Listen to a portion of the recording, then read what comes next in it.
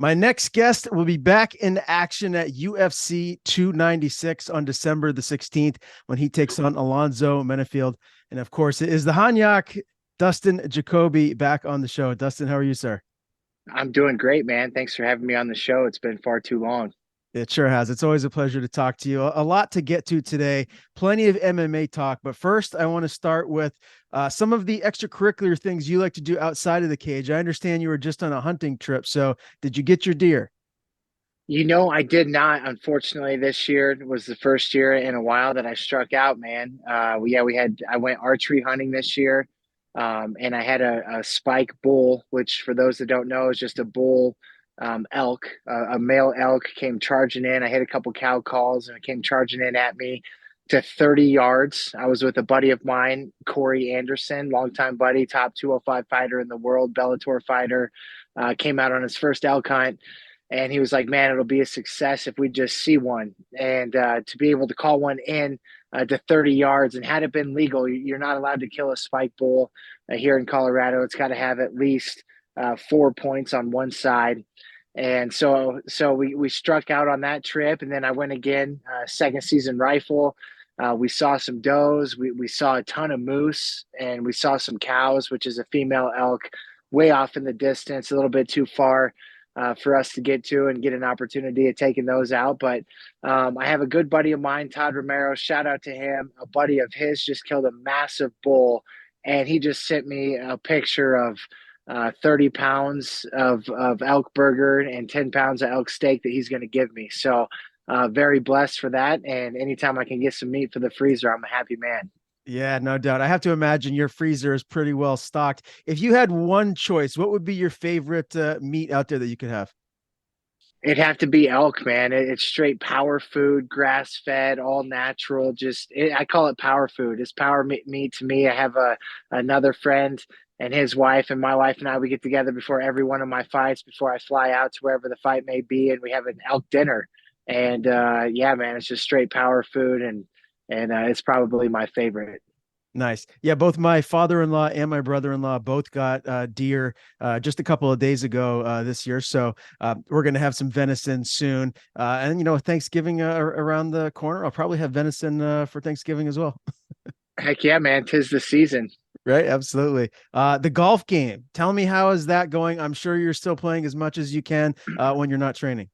Well, I tell you what, man, the golf game has slowed down a little bit. Been busy getting ready for this fight, and then of course the hunting season's picked up. So I was busy out hunting, and tomorrow morning, Saturday morning, is actually opening day for pheasant season out here in Colorado. So there's a group of us going. We're getting up at 4. Well, we'll be on the road at 4 a.m. and that's where I take my dog Dak. I have a chocolate lab, and we go out and we flush some birds, man. And it's one of the best days of the year. This will be number 7 for Dak Man and I. I got another good buddy, James Dryling, a good buddy of Mark Montoya, and Mark and his son are going. And James and I have had these pups for 7 years now. They're both 6, but in their rookie year, they hunted at 5 months old. So this will be year number 7, taking them out, and it's such a treat, man. So the golf game's been put on the back burner for the time being. However, next Saturday we got a big match, my man. We got Chris Gutierrez, who just got a main event offer December 9th in China. He told coach, he's like, he was talking smack and saying how golf would be easy. Golf's an easy game, right? So coach is like, they proposed a bet. And next Saturday, I think on camera for the UFC films while they're filming for the December 9th, I'm going to get out there with Chris Gutierrez, Mark Montoya, Randy Caruso, and myself. We're going to play a little golf for the camera.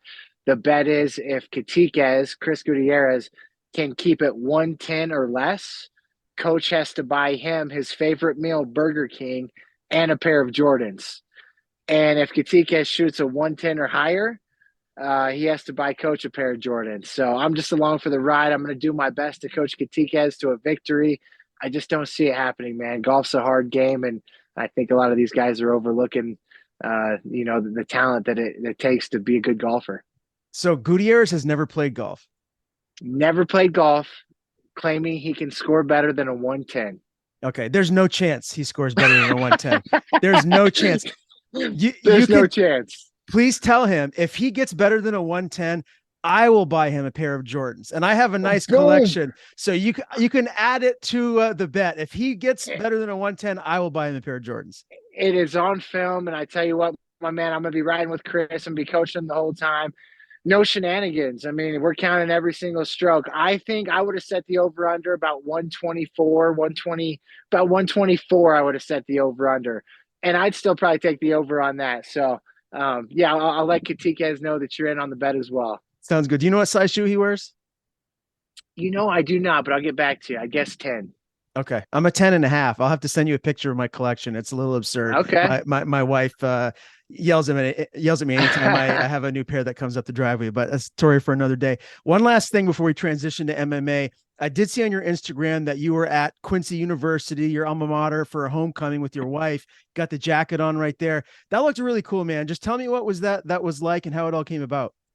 Yeah, man. So actually, in April, April 15th, the date of my two fights ago when I fought Azamat Murzakanov in Kansas City, I got inducted into Quincy University's Hall of Fame. And it was based off of professional achievement, what I've done in my career.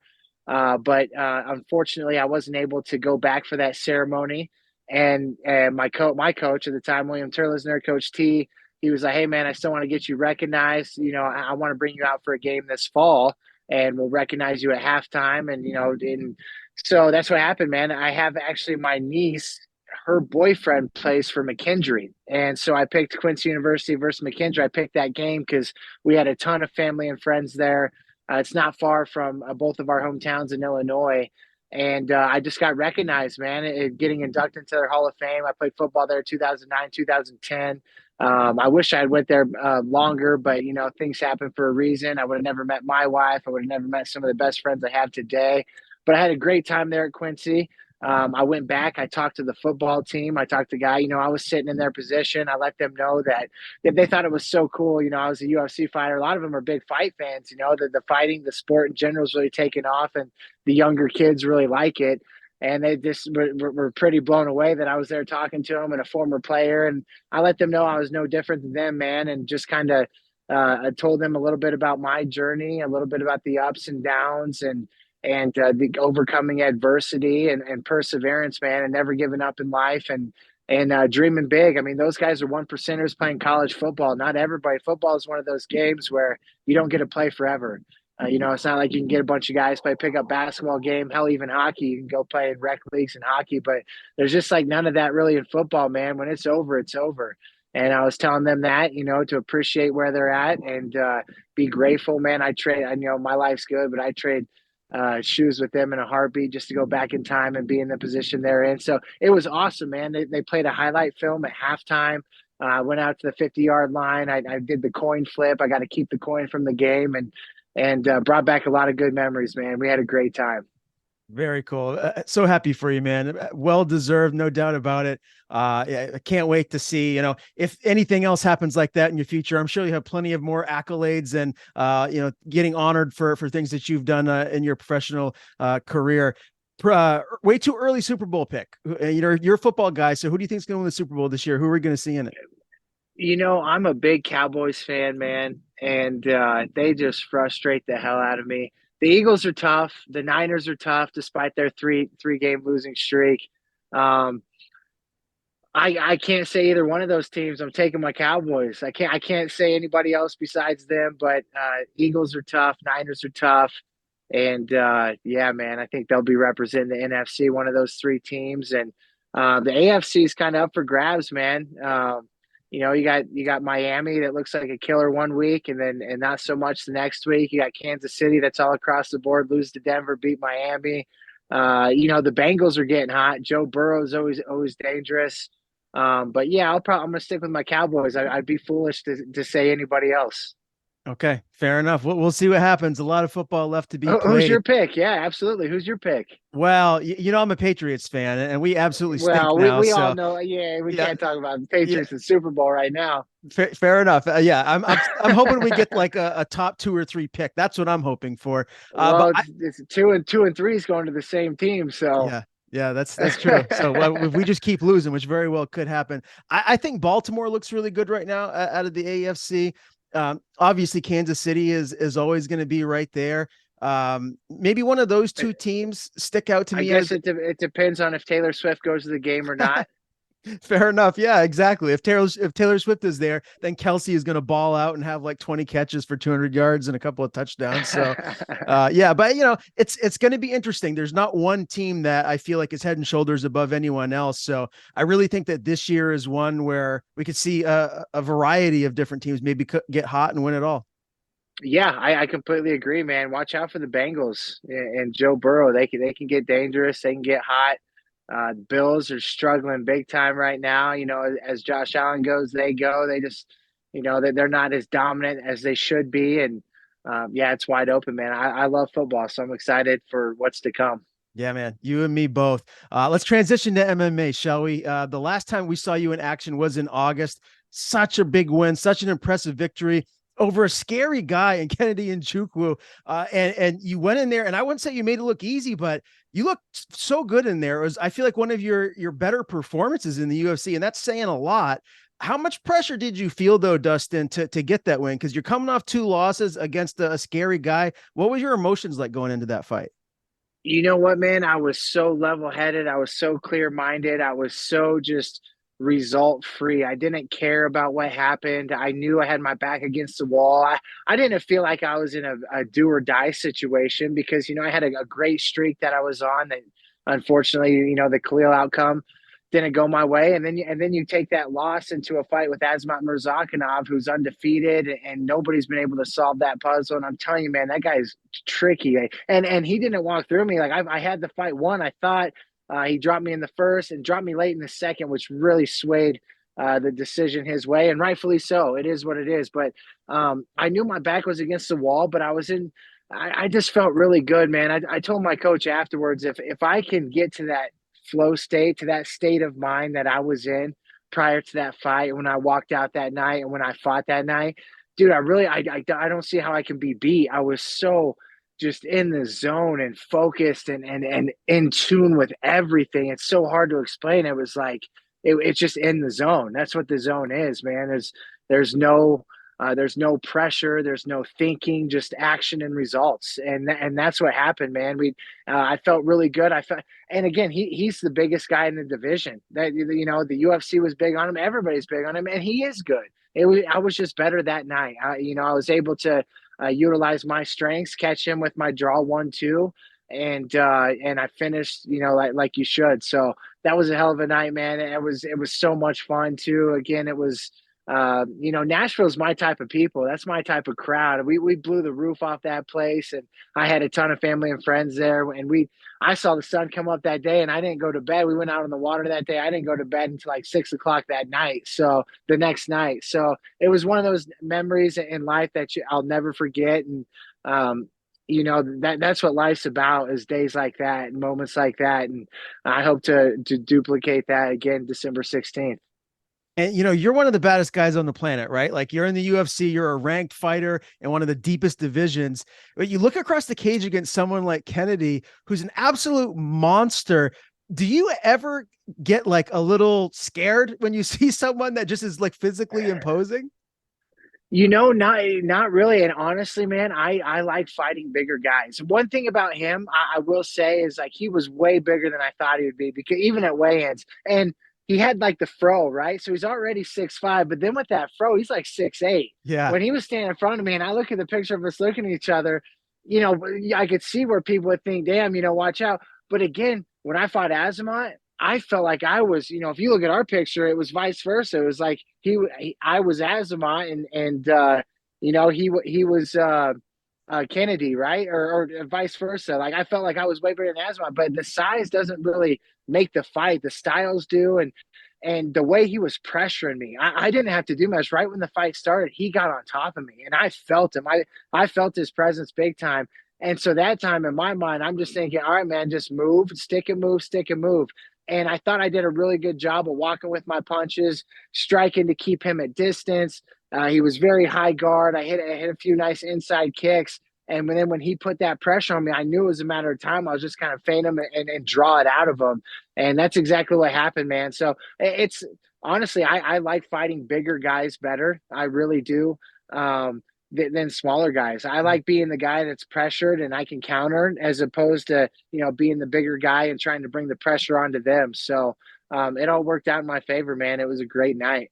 Yeah, no doubt about it. Yeah, again, congratulations on the victory. Such a beautiful performance there. Let's transition to Factory X and camp. Again, one of the best gyms on planet Earth. You have so many great training partners around you. How has it been thus far? We're still got, quite a ways away before, fight night gets here, but how has camp been ultimately so far till today? Yeah, man, camp's been great. And in fact, today was awesome. We spar, we practice every morning, 10 a.m. And we've already had our sparring today. So I feel really good after practice today, but it was super cool. I had 3 hard rounds in the cage. And then after me was Brandon Royval, who's obviously has the title fight December 16th. And he had 5 rounds, man. It was like a championship fight. The atmosphere was awesome. We had cameras around. The team was yelling. It was just awesome, man. It's a great gym to be a part of, and things are really booming right now. Things are clicking. We got guys fighting December 2nd, 9th, and 16th now, all in the UFC at the highest level. So we're just in there, as the saying goes, iron sharpens iron, and we're just on top of each other, grinding each day and getting better every week, man. And yeah, we're just blessed, and the excitement's at an all-time high right now. I got to ask you about Cody Brundage. He's one of those fighters that will be competing at UFC Austin on December the 2nd. Will you be in Austin cornering him for that fight, or will you be just at home still, in camp? Well, I tell you what, man, unfortunately, I would not be there. Usually I would be. My wife is running a half marathon that day in Memphis. So I'll be sparring Friday, and then I'm going to fly to Memphis and support her. And it was something that had already came up, and it's something that she's putting a lot of work into, and she's training really hard right now. And of course, I want to be there to support her. And then Cody's fight came up, and it was, either break Cody's heart or break my wife's heart. And I told Cody it is what it is, man. Unfortunately, it's such a bummer. Every time Cody has an opportunity that comes up, usually I'm off doing something. I'm either hunting or again got something going on, and so unfortunately, I'm not going to be there. But it's going to be a great fight. It's going to be a great night. One of the fights on that card that I'm really bummed I wanted to see, and especially up close and personal and live, is Azamat Murzakanov and Khalil Roundtree. I think Mm-hmm. that's going to be an absolute banger. And honestly, I lean Roundtree. I think Roundtree has the tools to take him out, as long as the strong and powerful and aggressive Roundtree comes out. So yeah, it's going to be a great night. Unfortunately, I'm not going to be there. Okay. I wanted to just get your point of view as to like his Cody's mindset right now, coming off of, well, he had that win by DQ, but it wasn't looking good. And prior to that, he had those losses. He's such a good guy. I love talking to him, and I think he's got so much ability, such a high ceiling as a fighter, and I don't feel like he's gotten a chance to really show it. Is his mindset still in a good spot to help him succeed here moving forward? Well, the thing about Cody, man, is it's always, and this is with everybody in life, but it's always you versus you, right? And Cody is the only one holding Cody back. You should come watch a training session in the gym. The guy he can take down anybody. He doesn't get held down by anybody. You see his fight, it's a mental thing. You watch his fights. Mikhail Olegzaychik, great fucking fighter. There's no way in the world he should be able to hold Cody down. There's just no way. And in his fight, Cody held himself down. Even in this last fight, when he was getting hit in the back of the head, he wasn't moved. He was choosing to just stay there. Whereas if you come and watch the practice in the gym, nobody can hold him there. Nobody can. He's just a force to deal with, and once he gets it figured out, man, this sport's so tough, and he's still a young kid, and I think comparing to me, like my struggle is my strength. I've been through the ringer. I know what it's like to be where Cody's at right now, to be kind of at the bottom and not have the confidence or the mindset that you should. And it's something he's working on daily. And I think, if he can just go out there and put it together just one time, and he has, but to put it together consistently, he definitely belongs, man. There's no doubt he's a great fighter, great dude, great individual. It's just it's up here, man. It's 100% him. So if he decides to go out there and take it to this guy and win this fight, he'll easily do it. Can't wait to see him back in there. Looking forward to talking to him next. Hopefully, it's before this upcoming fight. Let's transition to UFC 296 again, December the 16th. What a card to be on, man! You mentioned your teammate Brandon Royval earlier, who's going to be fighting for the title against Pantoja. I have to imagine Brandon's looking fantastic in camp. What do you think we're going to see in that fight? Give me your objective analysis of that fight. Well, I think it's going to be a back and forth chess match and a little bit of a dogfight early, man. And it's going to be a battle of two uh, top tier warriors, two guys that, one guy that is the champion and one guy that's doing everything in his power right now to come and take that title. And Brandon is the hardest worker in the room, man. I don't know how he does it sometimes. There's never a second, a minute, a day he's not on the mat, get going full steam ahead, before practice, after practice. He lives, sleeps, eats, breathes this game. And man, it's going to be a great fight. And of course, dude, I'm going with Royval and not just because he's my teammate. The guy's dangerous everywhere, man. It's one of those fights that both guys are so dangerous. But Brandon, man, I can never bet against him, dude. He's the best, and he's fun to watch. He's scrappy. Watching him go 5 rounds today was awesome, man. The vibe was good. Is there like a little extra juice this camp to know that you guys are both fighting on this huge pay-per-view card? Oh, for sure, man. Absolutely. And that was one of the things. I didn't plan on fighting this year. I planned on competing early next year, March sometime, April sometime. But I was already going to be at this fight. Our whole team's going to be there. And when I got the call and they, asked me to be on the card, I'm like, the first thing I did was call. I told coach, like, hey, man, I need to talk to Brandon. I want to make sure that he's okay with it because this is a big deal. Everybody was already rallying like he was going to be the last fight of the year and we were all just going to be there in support, right? And it was going to be all about him. Well, I just wanted to make sure he was cool with me hopping on the card. So I called Brandon. He's like, absolutely, man. He's like, I love when you're on the card. I love when there's other people on the card. He's like, fight week's going to be awesome. I'm like, well, great, dude. I just want to make sure you approved it. And hey, man, I was already going to be there. I know when I'm there in the stands watching, I will be like, I want to be out there. So now I got my opportunity to be the man in the arena with Brandon that night. And it's going to be electric, man. It's pumped. What a stat card. And truly an honor to be asked to be a part of it. And I guarantee you, Alonzo and I are going to deliver. Now you're on the main card, right? Or are you on the prelims? I think I'm going to be on the prelims. I think I'm a fight or two before the main card. Okay. So right, like the eighth fight of the night, which is still, a good spot to be on a card like that. Yeah, I mean, again, it And just ESPN, free TV, yeah, So just goes to show how stacked the card is. yeah, absolutely, for sure. Main event prediction: Leon and Colby. Where are you leaning? I'm gonna go Leon. He keeps surprising me. Anytime I go against him, he comes out on top. I'm taking Leon. Okay, all right. I'm going the other way. I think Colby's going to utilize his wrestling and win a decision. But this really could be one of the best fights of the year. I'm super excited for it. Let's talk about your fight, Alonzo Menifield. I can't wait for this one, man. Once I heard it was announced, I was like, this is going to be another action-packed fight. As last time I checked, you were ranked number 15. Alonzo's number 14. Both of you guys are well-rounded, dangerous fighters. How do you like the style and matchup here in this fight? Yeah, you know what? And that's another thing when they called and they said the name. I love the style matchup. I love the opponent. A lot. Apparently, I don't really remember this, but when I fought Darren Stewart, I must have seen him fight, and he must have been, had a pretty good knockout. And he was talking about his striking. And I remember I asked UFC, I was like, I want to fight Alonzo Menifield. Like we're both guys that are going to be in the top 15. Let's see who's ready now. And this guy's a striker. I want to see how quick it is before he turns into a wrestler. And there was all in an article my buddy had sent me. I completely forgot I said that and talked about that.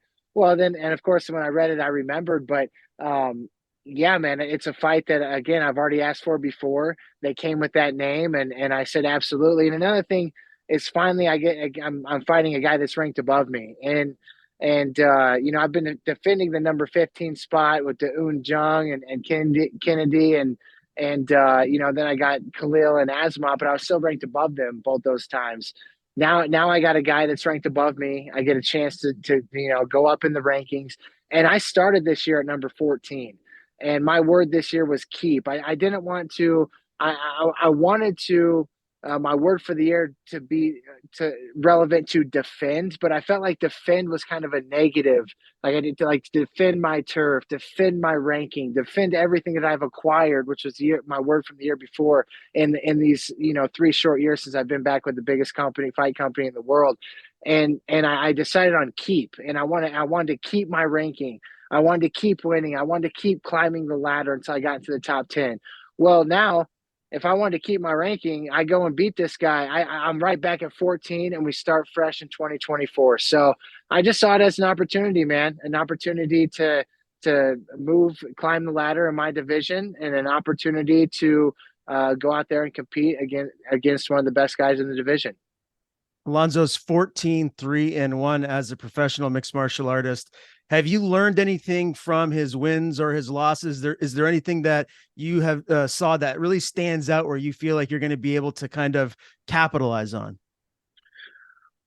Well, I do have those things that I've been thinking about, but I've made a mistake when I fought Khalil Roundtree and said a little bit too much. And he even told me after the fight that he saw those things and he saw those remarks, and he really took it to heart. And it made Khalil Roundtree, whatever I said, it made him fight even harder. And because Khalil Roundtree is a guy that will quit if you break him, and if you take it to him. And I felt him quitting and breaking in the second round, and I knew I had him.